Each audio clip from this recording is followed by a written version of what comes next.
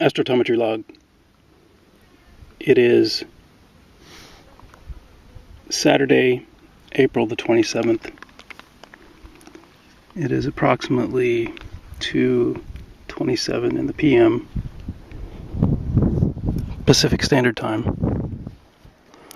I've tried to shelter myself from the wind here, and hopefully the only wind you'll hear is at a distance. It's a rather windy day.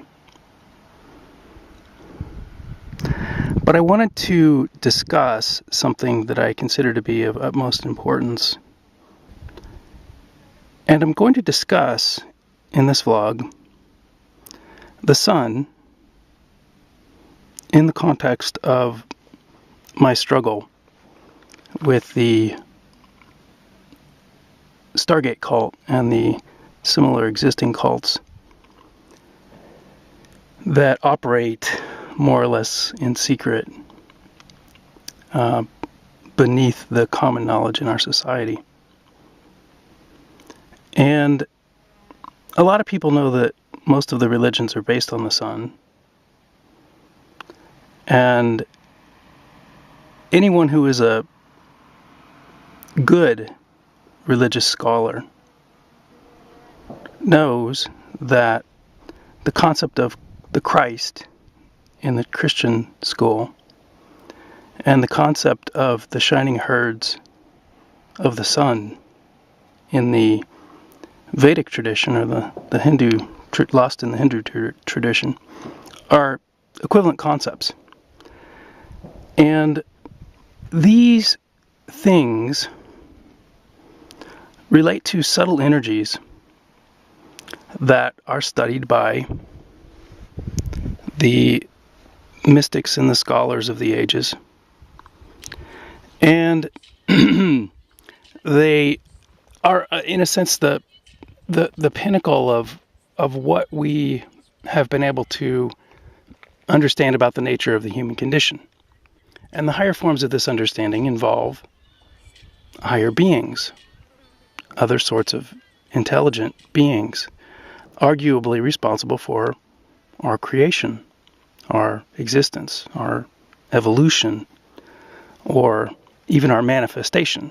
But in astrotometry, the underlying physics that I am providing with the nature of hypertime translation is, in essence, a more rigorous and, I believe, accurate understanding of the nature of these higher order energies. And in a very, very real physical sense, it has put me at odds with the other people who are trying to secure this information and arguably don't even really have a proper understanding of it.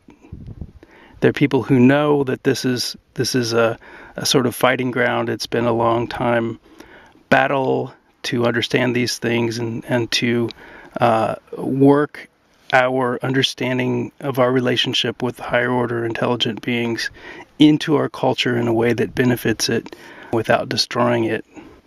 And that has happened several times over these sort of religious battles. These cultures have been wiped out. Definitely, I'm not a historian, as far as what's recorded about them. But in astrotometry, the understanding of what the sun is with regard to the physical being is changed in an incredible way.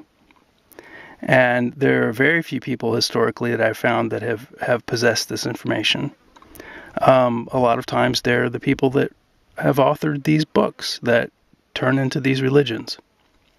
And as I said in my previous logs, I really never had an interest in being a religious or spiritual leader or a hierophant. But I'm finding myself in a position where the people who are seemingly most interested in my work are these people who know that the existing dogma, the existing stories that we have about the sun and these beings are based on the same sort of information that come from these same sorts of places. And I have not told any of my personal stories with regard to these things on the internet. This is something that I've left out, and it's not because I'm hiding it. It's not because I'm ashamed of it. When I first started describing my contacts, I didn't really have a good vernacular.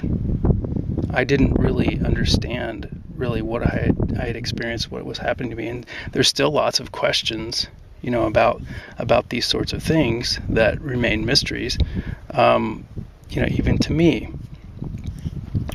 But nevertheless, I haven't found any evidence for existing schools that have as rigorous of an understanding of the physical nature of these orders. And this position, this situation has put me at odds with these people who are invested in protecting, in a lot of cases, blatant out-and-out lies about the nature of history and about the nature of the physical universe and the nature of God and the higher order beings, angels and demons, etc. And they're running rampant right now. These people were ostensibly grown in disinformation, psychological operations work in the military, and connected into these strange churches that are being punked by the military-industrial complex, the ones that create the slave Christian soldiers for the Saudis and the Israelis. In a very real sense, they're spiritual pawns. And so my more recent work, has uncovered this sort of soul syndicate that has been operating for a very long time, apparently. And, these people's souls are being intentionally obscured from them. They're lied to about the sun. And that's the primary way, that's one of the primary modes, lying to them about the sun and the moon, that their souls are being stolen from them. And even in the case where they eventually find their souls, their lives are stolen from them. Because they didn't know what was really going on, and so they spend their time in darkness their entire life, and then if the light ever comes, they find out that they've wasted their life, and in a lot of cases they've lost their soul because they don't have any control over their destiny. They don't have any control over their will. And the people in these cults, one of the primary modes is for the organization to break their will. They try to deprive them of their natural connections with the universe. And one of the primary ways to do is to lie to them about the nature of these things. And this is a very sad thing because, the someone, or some, group that had been following me knew that I would eventually come upon this information. I would eventually see this because of what I know, and that this sort of battle, this sort of thing would happen. And apparently what I've learned is that this battle, this struggle that I'm facing right now, has been the gambit of the more recent prophets who have been obscured and buried by these establishments, by these cults, who keep them, who sequester them, and prevent what they know from leaking out while simultaneously trying to collect it and capitalize on it. They have these sort of stories that they tell themselves, or these lies that they tell themselves about why they're doing what they're doing. I haven't seen a case where one of these big organized underground or even above ground movements isn't some sort of a lie, isn't some sort of a battlefield that people are losing their souls in. And this is a very sad sort of situation.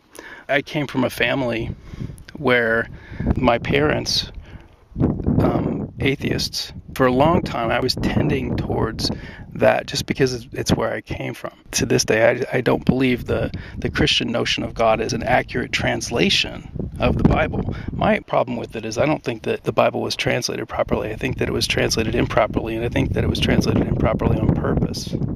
It took me a long time to believe the possibility that the mistranslation was purposeful. 50 bazillion different Bibles out there that translate things just a little bit different, and then someone or some organization is suppressing an accurate translation, and they're using the others, all of the others that are similar and slightly different, all off, to muddy the waters. And this is a very sad situation from, someone who grew up as a Christian and has a connection, has an actual connection to the Word, for lack of a better word. And so I'm finding myself in a situation that a lot of people in this last century have found themselves in, and what they have done, the resorts that they've gone to are not acceptable to me. I'm finding my options really unacceptable at this time. And so I'm continuing to stop astrotometry, but I wanted to go ahead and explain why this is really so important. I wanted to explain why this is such a sticking point about the nature of the sun and the moon and the heavens, why this is such a big deal. And any biblical scholar will tell you that the God's dwelling places is the heavens, and this is not something that was mistranslated, and it was eventually washed out of the church with Copernicus and Galileo, when they sort of adopted this Newtonian Copernican model of what the heavens really are, in this mechanical scientific it's really pseudo-scientific form.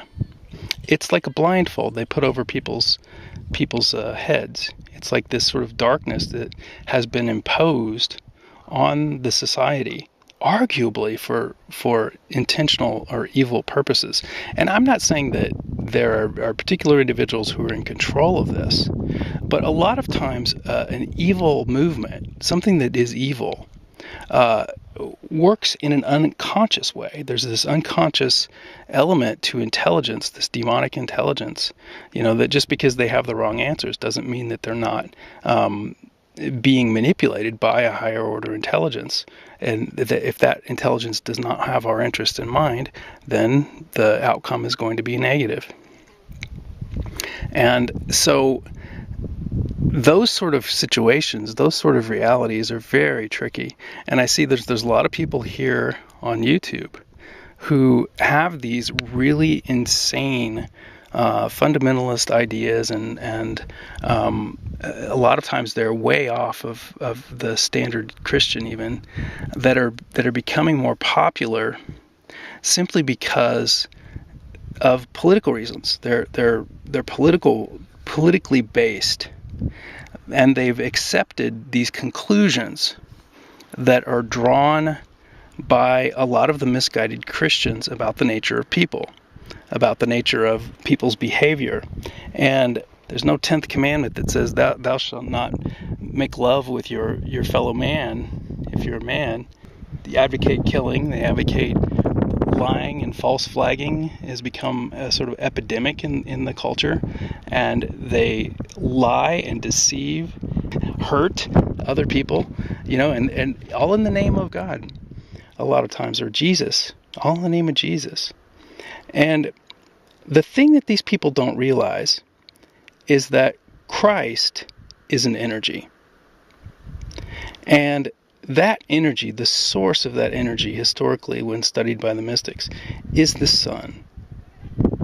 And there is a very real connection that we have emotionally, spiritually, mentally, intelligently, to these higher order energy forms. And in astrotometry, what I have discovered is that the sun is not really actually emitting light. The light is something else.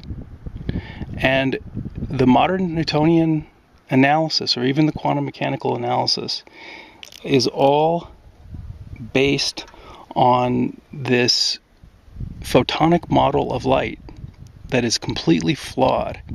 The calculations on how far away the sun is, the calculations on what the various schematics are of the solar system, the mechanics of the orbits, all of that stuff, it's based on false science. The problem is the nature of the observer. And quantum mechanics sort of identified this problem, but it's failed to solve it. And the reason it's failed to solve it is because it leaves the mechanics of the observer itself out of the picture. It doesn't consider the scenario, the scene, objectively. It doesn't take the observer's mechanics into consideration.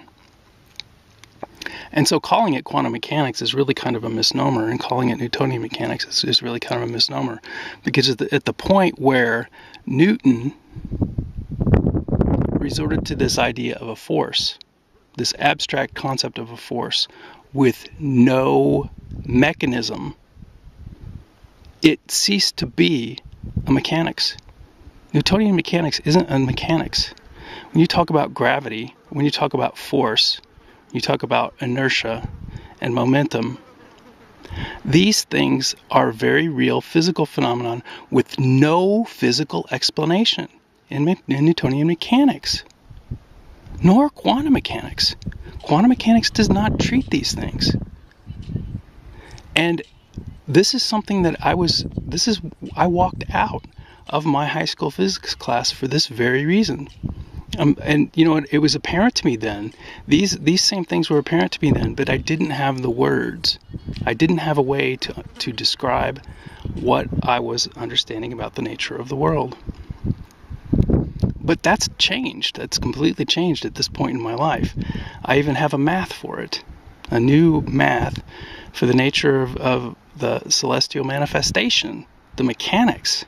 The actual mechanics, rather than resorting to this false concept of gravity, this broken model of the photon. And this thing is fairly complicated, but it's beautifully simple on the mechanical level.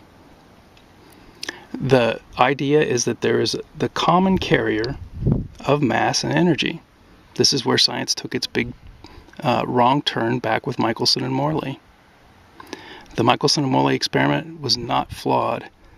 The results were unexpected because the nature of gravity, the nature of light, was not understood. They didn't consider the third possibility, and that is that matter and energy are phase locked within a common carrier.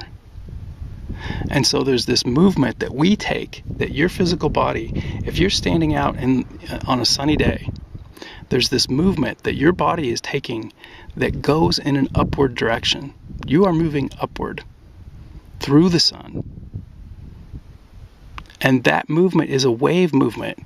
It's a wave mechanical movement that happens on a subtle level that you can't perceive. It's not possible for you to perceive it, because it's in between the moments of your manifestation.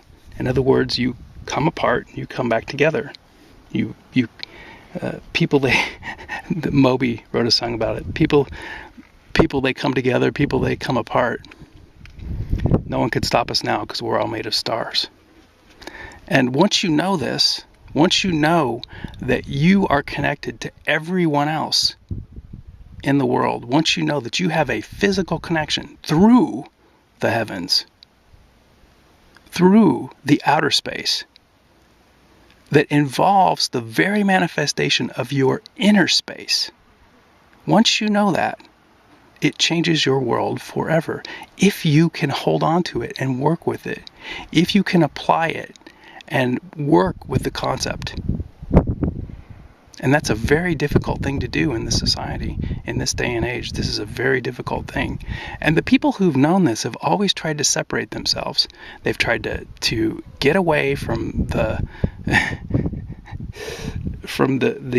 the people who are pushing the garbage and running the soul syndicates. And I don't know if that is going to work. I don't think that that will work, because these people aren't going to leave the people on the radar alone. They know that these things are going on. They're tracking, they're trying to manipulate and trying to control. And so it's going to be interesting. It's going to be an interesting journey just to see what happens with that. And the number of people that I know of in the 20th century who know this, that I know of their actual names, is very small. I know that Ralph Waldo Emerson knew this, and he had this saying that above and within are synonyms. And he was saying how much better off the world would be when the younger generation realizes what I'm saying right now. When they realize that as above, so below is a literal thing. There is that translation of the Emerald Tablet came from Sir Isaac Newton. That was his translation of it, as above, so below. And ironically, he knew that his theory of gravity was bogus. He knew that his explanation, his mathematical abstraction for gravity, was just an abstraction. He knew that. And he even said, and I'll maybe put the quote in the comments area, that anyone who believes that a force could act over such a great distance without any sort of intermediate mechanism doesn't have his philosophical and scientific faculties in place. And yet the people who supposedly, landed people on the moon, it seems like it's their religion. Either that, or they're hiding their actual religion and they're foisting this stuff on the people that they want to control and manipulate. And so I see it on this other level, where there is this demonic agency that is involved in manipulating them, that is coming as of the 1920s and 30s through the electromagnetic infrastructure. There's this sort of change that's happening on the nature of the soul. See, the thing is, we've been able to create some of the same frequencies that these higher frequencies from the sun that associate with these enlightened states, these enlightened periods in our time, in our history, where the Vedas were authored, for example, and that we haven't been able to master the way that these things can remote control someone's mind, is simply a matter of time. This is something that's being worked on, and eventually they'll have a way to radio control a person's mind. And right now, these things are happening in the experimental phase, with people completely unaware that their lives are being manipulated in extraordinary ways. Incredible interference is happening electronically with the development of our society right now. And a lot of it is unconscious, and a lot of it is sourced from intelligences that have a better understanding of this than our Western scientists. This is a very disturbing sort of place to arrive, in an investigation of something like this. But this is where I am, and I'm trying to decide. I'm trying to figure out just a better strategy of moving this forward. But I wanted to put out this thing about the sun. Understand that the sun is not what it appears. It is not what it appears to be. Some people would model it as a higher dimensional object. I think this is what Carl Sagan believed. He didn't say this, and the scientists who know about this, very few of them will talk about it. Very few of them are in a position to talk about it. But I don't know any of them that have the sort of ammunition that I have, as far as intellectually and spiritual ammunition. And so I can sort of say something about it without too much fear. But at the same time, the darker part of my work is right in the crux of this development of these things. There's this sort of light and dark with my work, that these things are sort of inseparable on this other level. and to, to compromise that relationship would be to end, in a sense, end my work, or at least discontinue the development of the discoveries that I make. And so that's a very difficult sort of balance that I'm trying to deal with my life right now. And I don't know anyone that really understands it. And there's these people that are in these big organizations that are really trying to understand me and trying to pull me apart, take me apart, and figure me out. And I think that's really funny that they won't listen to what I'm saying about these more important issues. They won't bring this home with themselves. They won't think about this with themselves and how what they're doing is so, in a lot of circumstances, incredibly evil. But they want to try to fix me. They want to try to basically bring me into their evil. And it's incredibly ironic, I think, that sort of thing that's happening right now. And some of you people want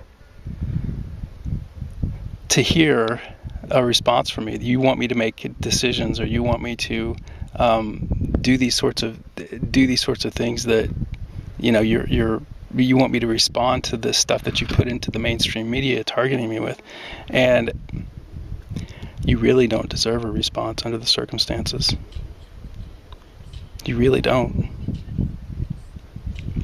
And so I have work to do. It's important. You've crippled me on purpose. And you're going to hell for it. I can't do anything about that. And it's like, the worse, the more you do it, the worse it's going to get. And that you don't understand what the sun is and how this is so important and how it relates to these sort of things isn't my fault. It's not my fault. You've heard me talk about it in other places. You ignore it like it's lost in the den of all of the garbage bullshit that you put your resources behind. That's not my fault. And so, yeah, I don't, it doesn't seem like you deserve any sort of response or any sort of anything from me. And, I've given you opportunities to try to fix your bullshit. I've told you what to do and you don't do it. And if you can't understand that moon up there, the reason that moon is synchronized with the female menstrual cycle is because that object that you see up there is technically also inside of every human female on the planet. That is the primordial egg from which you were born. And that entity up there, that space, that heavens, that God in that heavens, does not want your heresy, does not want the sort of thing that you are doing to cripple its projects here. If you can't understand that, that's not my fault either. But I've told you what to do. I've told you to end your fucking lies and stop your space fraud, obscuring the truth about the nature of the divine with your bullshit. And you're not going to do it, are you? You're not going to change. Not my problem. But there will be a response.